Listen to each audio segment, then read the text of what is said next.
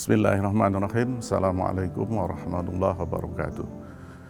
Alhamdulillahirabbil alamin, nahmaduhu wa nasta'inuhu wa nastaghfiruh wa na'udzu billahi min syururi anfusina wa min sayyiati a'malina.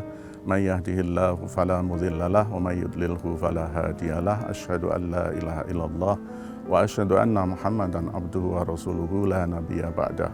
Allahumma shalli wa sallim wa barik ala Muhammad wa ala alihi wa sahbihi ajmain. Amma ba'du, kaum muslimin yang berbahagia, kita masih berada di bulan Ramadan, bulan yang penuh berkah, dan kebetulan kita sudah berada di penghujung bulan Ramadan. Jika kita berbicara tentang bulan Ramadan, maka kita tidak bisa lepas dari Al-Quran. Kalau kita berbicara tentang Al-Quran, maka kita tidak bisa lepas pula dari ilmu pengetahuan. Bulan Ramadan disebut bulan penuh berkah karena bulan diturunkannya Al-Quran. Sebagaimana difirmankan oleh Allah dalam Al-Quran, A'udzubillahi minasyaitonirrajim, Syahrul Ramadan alladzi unzila fihil Quran, hudal linnas wa bayyinatin minal huda wal furqan. Di bulan Ramadan ini, aku turunkan Al-Quran, hudal linnas, sebagai petunjuk bagi manusia, wa bayyinatin minal huda wal furqan, dan sebagai penjelas terhadap petunjuk itu dan pembeda terhadap yang baik dan yang mungkar. Agar Al-Quran dapat berfungsi sebagai petunjuk, maka kita harus memahami Al-Quran itu. Memang membaca Al-Quran itu sudah dihitung pahala kebaikan, satu huruf satu kebaikan. Tetapi membaca Al-Quran dengan maknanya, mengerti isinya jauh lebih baik, karena itu akan berfungsi sebagai petunjuk. Bagaimana mungkin kita bisa memahami petunjuk itu kalau kita tidak paham isinya? Sebagai ilustrasi, saya beri contoh, kalau kita akan pergi ke suatu tempat yang kita belum tahu, maka kita akan mencari peta lokasinya. Kalau sekarang kita akan googling di mana letaknya. Nah, supaya kita paham, tentu kita harus bisa membaca peta, arahnya kemana. Nah, demikian pula lah Al-Quran akan menjadi petunjuk kalau kita paham akan isinya.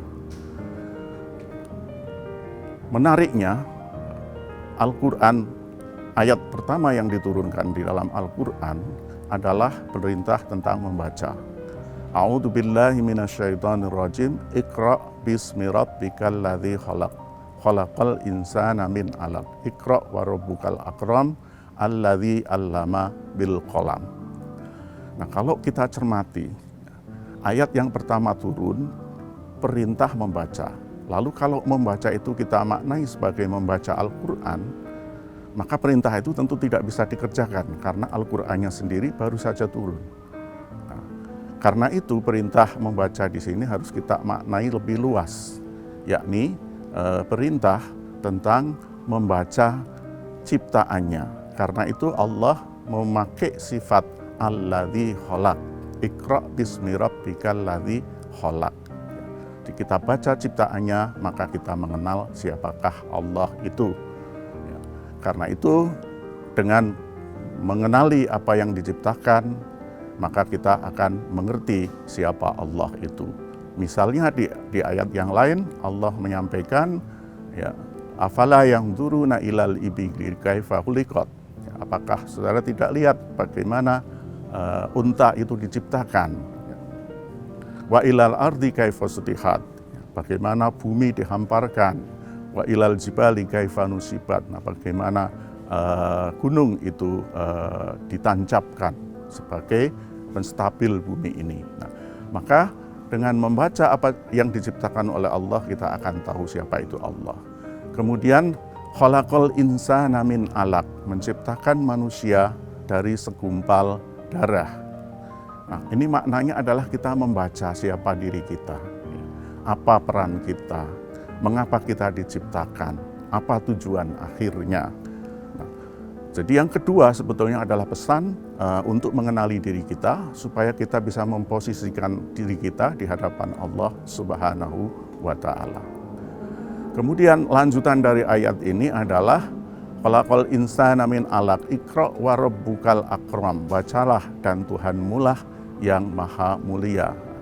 Alladzi 'allama bil qalam, yang mengajari manusia dengan perantaraan pena.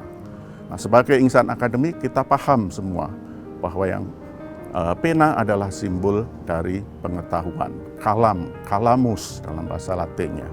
Nah, karena itu sesungguhnya di dalam ayat ini Allah memerintahkan kita membaca ciptaannya agar kita mengenal siapa Allah itu. Allah memerintahkan membaca tentang diri kita, dari mana kita diciptakan, kemana kita akan kembali, apa tugas kita, dan seterusnya. Nah, kemudian yang ketiga di dalam rangka memenuhi fungsi kita sebagai manusia itu, di dalam rangka mengenal Allah itu, maka kita diminta untuk memahami ilmu pengetahuan dengan perantaraan kolam tadi. Karena itu, Ramadan, Al-Quran, dan ilmu pengetahuan tidak bisa dipisah-pisahkan. Sebagaimana yang tersirat dari ayat-ayat yang pertama turun, yaitu mulai dari Iqra' bismi rabbikal ladzi khalaq, khalaqal insana min 'alaq, Iqra' wa rabbukal akram, alladzi 'allama bil qalam, 'allamal insana ma lam ya'lam.